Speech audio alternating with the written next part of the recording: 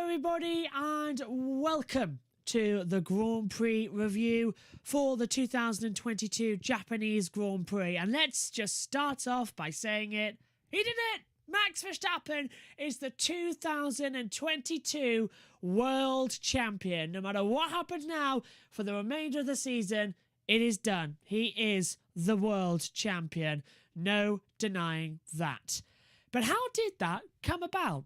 Well, we worked it out pretty quickly up in the commentary box as well. And thank you as well to Will, who's the assistant editor at racefans.net, for praising me and Megan for that. We're very, very kind for doing that as well. So thank you very much. It's touched us deeply there.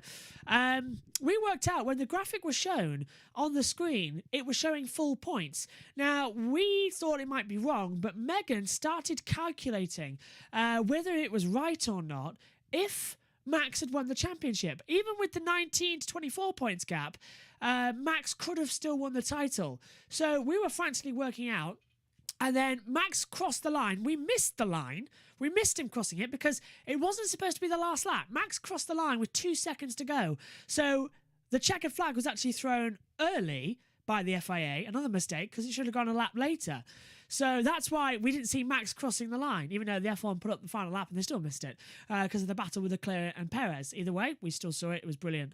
But Leclerc, as soon as he cut the corner, I knew that he'll get a penalty because it was gaining an advantage. It was exactly the same as what Sebastian Vettel and Lewis Hamilton did as well. So a penalty was applied. Perez went up into second position and Leclerc down into third. And that meant as well that after about 5 minutes, and Johnny Herbert actually announced it to the world, Max Verstappen won the 2022 World Championship because he got 25 points, 4 points awarded, with Perez getting 18 and Leclerc 15, 10 points as well. Verstappen needed to outscore Perez by 6 points and Leclerc by 8. He did that here today as well, with full points being awarded. Now, why was full points awarded for this race? Well, we were talking throughout the race about the half-distant points. Nobody realised, not us, not the media, nobody realised that those new rules that came in after Spa last year only come into effect if the race is red flagged and cannot be resumed. So that's when those tables come in. The race was resumed, but here's the confusing thing. If we did 2 more laps behind the safety car like at Spa and then the red flag came out, full points would have still been awarded because we restarted the race. So a little bit of a change to the rule there needed, but it was completely within the rules. But once again, Max Verstappen winning a championship due to the FIA not making something clear and making errors. Can he just win one without this happening? Obviously not. Twitter's gone mad for it as well. There's the move actually with Leclerc and Perez off the track when Leclerc forced him. So unfair advantage, gaining advantage, whatever. It caused a penalty.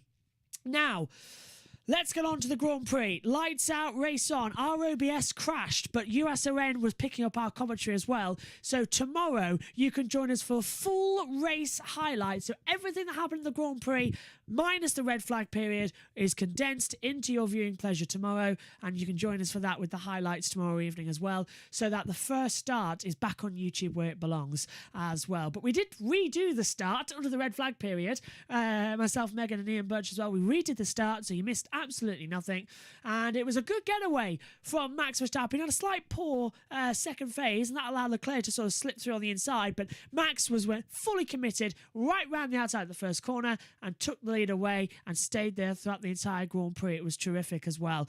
But Mick Schumacher led a lap as well. Mick actually managed to lead a lap, but when all the pit stops happening from full wet tyres to intermediates when the race resumed 3 hours later, Mick actually led a lap, so did Fernando Alonso. So an unusual lap chart there with race leaders showing Verstappen, Alonso and Schumacher as well. So it's like we're back in the 2000s all of a sudden. It was great to see. It was a great Grand Prix as well. 40 minutes of running. Yes, many people complained about it. I thought it was just the right amount, just perfect as well that we got the race restarted and it gave us a champion, where this weekend we knew it could be, and at least we actually got a race today, so stop your moaning.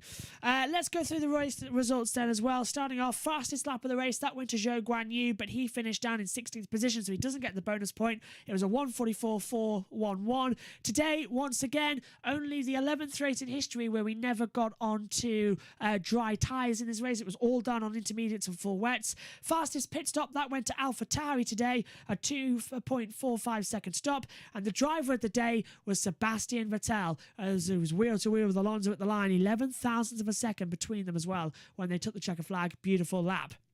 Okay, so your race winner for the Japanese Grand Prix, from lights out to checkered flag as well, from lights out to safety car restart to green flag to checkered flag, Max Verstappen taking career win number 32, his 74th podium and his second Drivers' Championship. We've got victory magnums as well waiting for us after the show here.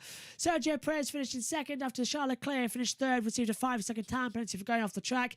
Esteban Ocon held off Lewis Hamilton throughout the race. Ocon defending like a lion, I said in the commentary. An amazing race for him as well, holding everybody off. Great for him. Hamilton fifth as well. Vettel sixth. 11 thousandths behind him, Alonso. They were side by side. A great battle at the last corner. Slipping through on the inside. Beautiful run there from Vettel and Alonso. Russell finished in eighth after battling off Latifi. Yeah, Latifi got points. Finished in ninth position. His first points of the season for Nicholas Latifi, coming at a very timely effort as well when people were questioning him this weekend. Great for him. And 10th place as well for Lando Norris, rounding out the points. Danny Ricciardo was 11th. Poor day for him. Struggled as well on an extra lap on the wet tyres, and McLaren did a double stop. Didn't help him. Stroll in 12th position. Tsunoda 13th. He pitted first. Still didn't do anything. Magnussen 14th. Bottas 15th. Zhou 16th with the fastest lap. Schumacher 17th. But Schumacher did have the opportunity as well to lead the Grand Prix.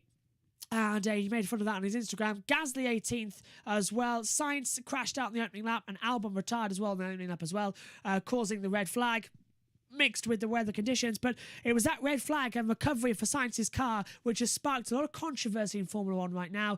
The fact that the FIA, under the safety car, put out marshals and a tractor to recover Sainz's car, went in complete fog, complete everything. Gasly nearly hit it, and the F1 drivers are livid. They've been complaining about it throughout the day, and rightly so. Jules Bianchi's father, Felipe Bianchi as well, was saying as well how it's just disgraceful for Jules' memory, it's disgraceful for everything. Safety means absolutely nothing, and it's the show that's more important as well. The FIA will do what FIA do, and I agree with him. It was the wrong call. And then they've done Gasly. Gasly finished down in 18th position because he got a drive-through penalty converted to a time penalty because he was speeding under red flag conditions.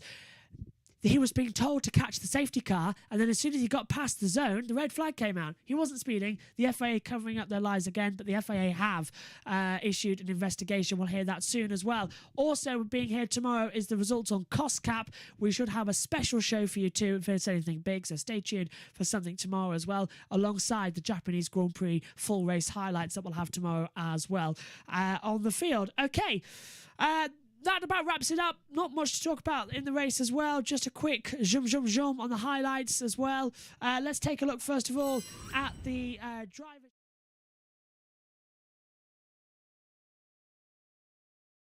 Well, it'll help if I turn the bus mixer on.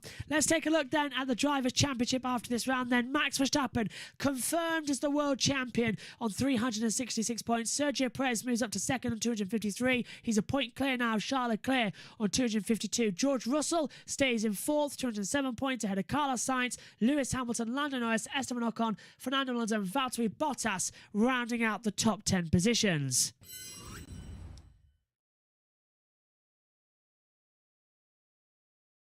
And on the second page of things as well, it is Sebastian Vettel now moving up to 11th place on 32 points as well. He's 3 clear of Daniel Ricciardo, who drops down to 12th. No one else changes positions at the moment, with Gasly 13th, Magnussen 14th, Stroll 15th, Schumacher in 16th, 17th for Tsunoda, 18th for Zhou, 19th for Albon. And then finally, Nicholas Latifi finishes 20th and gets 2 World Championship points, the same amount as Nick de Vries. And in the Constructors' Championship as well, Red Bull are not the Constructors' Champions as was announced. They do not get the Constructors' Championship here. They have to wait another 2 races for that. 619 points to Ferrari on 454, Mercedes on 387. It's Alpine who, after getting a double points finish here today, sort of move ahead of McLaren. They're to and fro. Bad race last weekend in Singapore for Alpine as well, with McLaren getting double points. Bad race for McLaren here this weekend in Japan, only picking up 1 point with Norris, but a double points finish and good points as well for Alpine puts them back ahead. 143 points now for Alpine, 130 from McLaren. Alfa Romeo don't move places, neither do Aston Martin, Haas, AlphaTauri, or Williams as well in the Constructors as well. And you might notice new names next to Red Bull and AlphaTauri. It's the RB Powertrain, the Red Bull Powertrain as well. Okay, that about wraps it up then here for the Japanese Grand Prix. It's been a long weekend. It's been a weird weekend. Join us tomorrow as well, where you can watch all the coverage as well. Once again, the full race highlights of the Japanese Grand Prix. That'll be on tomorrow as a premiere as well. But thanks to Megan Birch, to Ian Birch, and to Synthel and to Josh for this weekend's company. We'll see you next time out, the United States Grand Prix, in 2 weeks' time. Bye for now.